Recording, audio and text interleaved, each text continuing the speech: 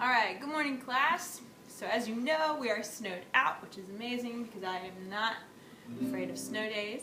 But today's lesson is going to be on open tuning. Specifically, we're going to be doing it in open G tuning. So what that means is we're going to completely use a different set of tuning for our strings. So instead of, as we know, E, A, D, G, B, and E. If you go to page, hold on, I think it's page 34 in your course pack. Let me check. Yes, page 34 in your course pack. You will find directions for your open G tuning. You'll also see directions for if you want to do open D, E, or C tuning as well. But for today, we're just going to focus on open G tuning. So make sure you have your guitar, because this is a guitar class, and make sure that you have your course page or your course pack pulled up to page 34. So in open G tuning, get your tuner out. Your E string will become a D. So we'll go ahead and get that tuned to a D. So note that you'll be going down, so you should be loosening up your strings. And we're going to do that with all of it today. You should never be tightening. If you're tightening, then there's a good chance your strings are going to break. So be sure that you are loosening first and then tighten that if you need to. So, yeah. Okay, so D is our first one. If we look at our chart, our next one should be a G. So again, since that's usually an A, that means we have to go down and loosen it to the G. Okay, looking at your chart, it says it should be a D, which is already what that string is set to, so we don't need to change it unless it was out of tune to begin with. But that should be a D like normal. Next, we're going down to our third string, which should be a G, either way, so good. That is a normal string. Next is B, which again is normal, so we'll make that a B. Then our E, or our one string, will also need to be a D, so make sure you're loosening it to a D. There we go. So open D tuning means we can get away with simply strumming, or I'm sorry, I said open D, didn't I? Open G tuning. And right now I'm playing G chord. I'm not doing anything with my hand up here. If I want a C chord or the fourth in the key of G, so if we think about how each fret is a half step, think of how many half steps I would need to get to a C. So we have G, G sharp, A sharp, B, and C. So that gets me to the 5th fret. I have a C. If I want the 5th of the chord, I just need to go up 2 more half steps. So C sharp, D. Now I have the 5th of the chord. So I have a 3-chord song in essence. So if I just want to, just doing a syncopated strum. Get ready for 5th. I'm sorry, by 5th I mean 5th fret, 7th.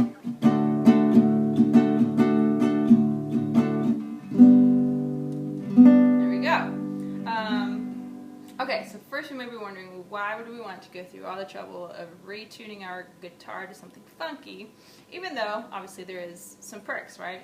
We can make 3 chords with doing very minimal work here, which means when would we use such a thing? And I think when we're thinking of clients, and we want our clients to be successful, and perhaps they are very interested in learning guitar. So a couple of reasons why we might do that would be if they want to learn a song in a very short amount of time and have no prior guitar skills. This is one way they could do it. Learning, again, a 3-chord song. But it's a way for them to be successful in a short amount of time, get that self-esteem boosted, which anytime we can boost that self-esteem, then we will not have wasted their time or ours. So that's one way to think about it. Another way to think about it would be in working with children or adults with developmental or intellectual disabilities. This is another way to just allow them the chance to be really successful.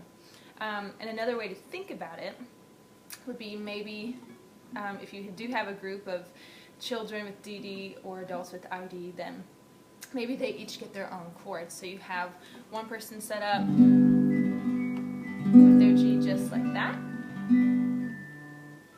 I hear my phone ringing. Of course it would ring while I'm shooting a video. Oh well, okay. You could also set them up, if you look back at your course pack, how you have open D tuning, open E, and open C. You could also set up their guitars in open D or open C.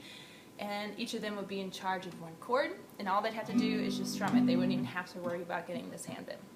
So it all depends on your client's strengths and needs and how well you know them and what would be successful for them. So we are going to try playing a song with this. Thinking the Crawdad song, which is page 40 in your course pack. So go ahead and pull that up, and I will pull it up on my computer screen as well.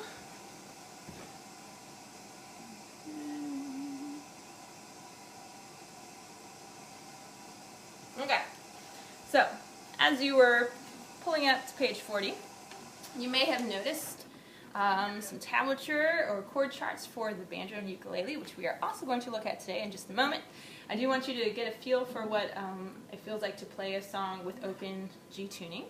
So if we look at the Crawdad song, again, that's page 40. I'm going to kind of go at an angle so I can see my computer screen here. So we're just open on G, and I think we can get away with it. I'm just doing it down, down, up, down, down, up. Kind of has some chuck in there too. You get a line, I'll get a pole, honey. You get a line, I'll get a pole, babe. Woo, babe. 7, not 6. You get a line, I'll get a pole. We'll go down to that Crawdad, honey, baby mine. Some of you might have some wonderful little dots on the top of your neck. You probably have them at your 5th fret, 7, 9, and 12. Use those as guiders. I actually don't have any on mine, which is kind of a bummer. I might one day use a Sharpie, but today is not that day. So there you are. That's one way to think of how to use this. We're going to try playing this exact same song again with the banjo. So the banjo is automatically already set up in open G tuning. So it has the same setup as our guitar. So let me pull that out, make sure it's still in tune. Sadly, we were all going to get to play this in class today. But we do have a banjo in the practicum closet, so all is not lost.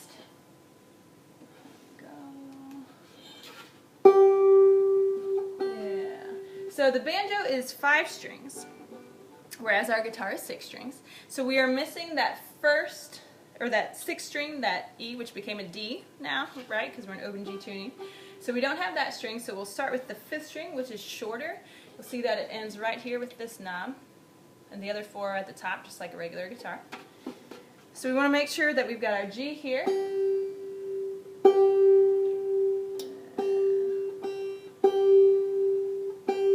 And with the banjo, you don't have to turn the strings quite as much as you would on a guitar. Just a little bit will go a long way. So we have D, G, and then we want D again. Okay, then we want G. Okay, B. Okay, and on D. Alright, that was pretty much in tune. Okay, so again, just strumming open. Oof, there we are. Note they kind of have a drum head or a snare head, which is nice, percussion-wise. Sounds really nice. So we've got just open strum, that's our G chord. We'll find this one does have actually some dots right on the front of the neck, which makes it a little bit easier. So our C then is here, for our 4th of the chord. Then with the double dots, if you can see them, they're our 7th fret or the 5th of the chord. or our D. Okay, so we're going to play the same song. So play along with me on your guitars, assuming you have those out. We'll do our intro of just maybe the last line of that first verse. So that, or I'm sorry, let's do the G, D7, G, then we'll start to sing. Okay. So.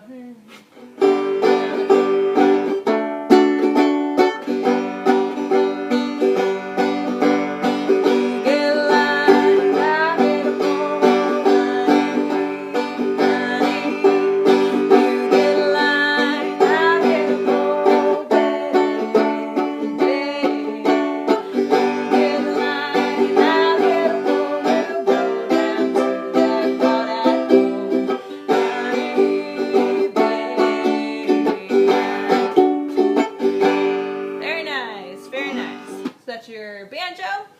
Same principle. Excuse me.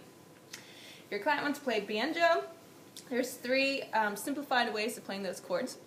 Again, if you do look in your course pack, there are actual chord formations in there, just like we have them for guitar. They are different for the banjo because the strings are different. But that chart is in there for you if you'd like to do a little bit more work with your banjo. Last thing I want us to look at is the ukulele. So again, we do have a ukulele in our practicum closet, which is pretty fabulous. And I also happen to have one right here. We're going to do the same song, if I can find the zipper. Have yourself a little crawdad party. I'm just babbling while I get this ready. I'm sure you know that by now. Okay.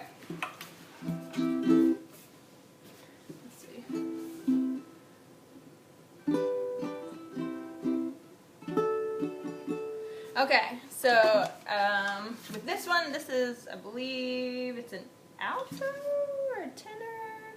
But so again, each string is tuned differently on this ukulele than it is for my guitar. And I'm pretty sure each ukulele is different. So whether you have soprano, baritone, tenor, alto, bass, they're all a little bit different. So the tuning for this one is you've got G, C, E, and A. And that's for this particular one. So again, each ukulele is a little bit different. So they're so much smaller, and I find myself kind of putting it under the crook of my elbow to hold it up. They're also really light, which is nice. I also kind of have my knee all jacked up here, but I don't think that's showing up in the video. But, so if we do same song, so again, okay, so this isn't simplified in the fact that with our open G tuning for our other 2, we were able to just kind of do this, or just put a bar down. I am using actual ukulele chords for this one, so that does make this a little bit different, but just so you can at least hear what it sounds like and feel what it sounds like, then I definitely encourage you to try these out in the practice room if you don't have one yourself. So, same song. So, let's see, get these chords in my head. The G actually looks like a D on a ukulele. There's our D, there's our C. Here, the C is one of the easiest chords. Go figure. Alright. Same opening. You get a line, I'll get a pole, honey, honey. You get a line, I'll get a bow, babe, babe. You get a line, I'll get a bow. We'll go down to that crowded hall, honey, baby mine. There you go. Alright, so that is open G tuning for banjo and guitar, as well as just randomly playing with a ukulele because they're fun and you should definitely try them at some point in your life. I hope you all have a warm and safe day. Try those out for yourselves. When we meet on Wednesday, we're going to start doing some finger picking styles. Take care.